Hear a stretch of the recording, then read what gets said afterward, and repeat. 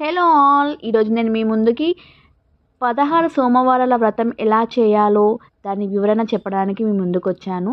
ముందుగా పుట్టమన్ను తెచ్చుకోవాలండి. మనకు షాప్లో పుట్టమన్ను పూజా స్టోర్లో దొరుకుతుంది. పుట్టమన్ను తెచ్చుకొని ఇలా పసుపు, కుంకుమ, పచ్చిపాలు, నీళ్ళతో దాన్ని గట్టిగా పిసుక్కోవాలి, ముద్దలుగా లేకుండా. అలా పిసికిన మట్టితో మనము శివలింగాన్ని తయారు చేసుకోవచ్చు.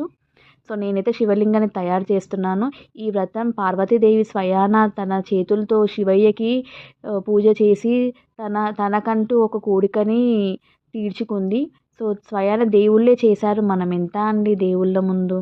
సో మనకి మనసులో ఎలాంటి దృఢమైన కోరిక ఉన్నా కానీ శివయ్యని ఇలా లింగంగా చేసుకొని ప్రతి సోమవారం ప్రతి ఒక్క లింగం పెట్టుకొని అభిషేకం చేసుకుంటూ శివయ్యకి మనం వ్రతం చేయాలి. ఈరోజు మనం ఉపవాసం ఉండాలండి.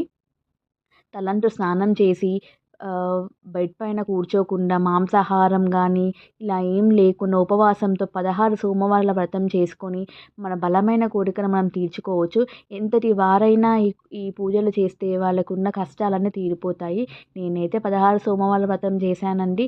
16వ సోమవారం ఉద్యాపనం కూడా నాది కంప్లీట్ అయింది. Thank you so much.